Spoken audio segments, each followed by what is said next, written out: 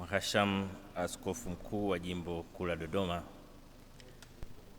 maaskofu wakuu, maaskofu, mapadri, watawa, waumini na waombelezaji wote tuliokusanyika hapa siku ya leo. Nitumie nafasi hii kwa kifupi sana.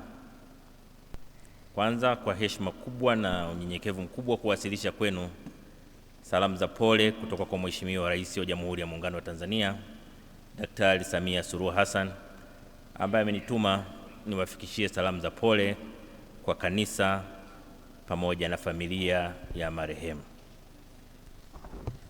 La pili, naomba nitumie nafasi hii kusema kwa kifupi sana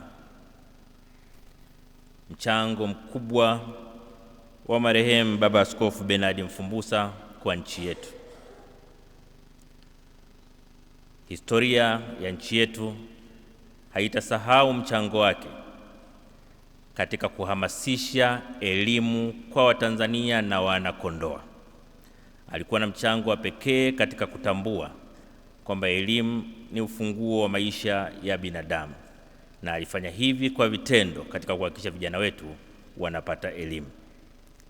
Lakini vile vile kwa kutambua umuhimu wa afya kwa watu wetu, askofu wetu mstaafu Bernard Mfumbusa,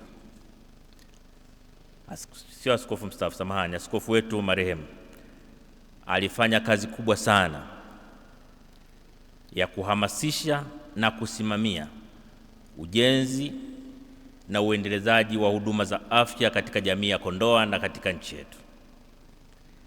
Lakini vile vile akiwa mbobezi wa taaluma ya elimu ya mawasiliano na habari, amekuwa mwalimu, mwelekezaji kwa watu wengi katika nchi yetu, wakiwemo baadhi ya watumishi wenye nyadhifa za juu katika serikali. Hakuna mtu ambaye amepata kuwa mwanafunzi wake ambaye hatamkumbuka kwa weledi wake na uwezo wake mkubwa, lakini hamu yake kubwa ya kusambaza elimu alionayo kwa wengine. Lakini kubwa kuliko yote, marehemu Askofu Bernard Mfumbusa alikuwa kiungo cha pekee kati ya Kanisa Katoliki, madhehebu mengine ya Kikristo, lakini pia madhehebu mengine ya Kiislamu na dini zingine mbalimbali. Anakumbukwa kwa kutaka dini zote zifanye kazi kwa kuheshimiana, kwa kushirikiana na kwa kupendana.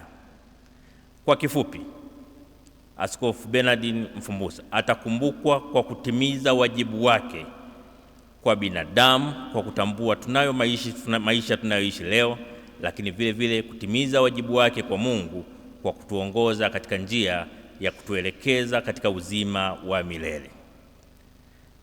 Tunaomba Mwenyezi Mungu aipokee roho yake mahali pema peponi.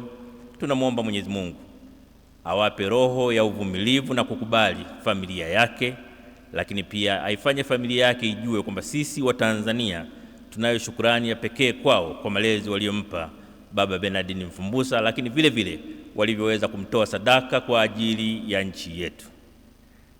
Na washukuru sana viongozi wa kanisa kwa malezi makubwa ambayo mlimpa Baba Bernard Mfumbusa ya kumfanya awe mtume, si kwa kanisa peke yake, lakini pia kwa nchi yetu.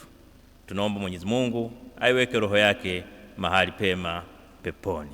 Asanteni sana kwa kunisikiliza.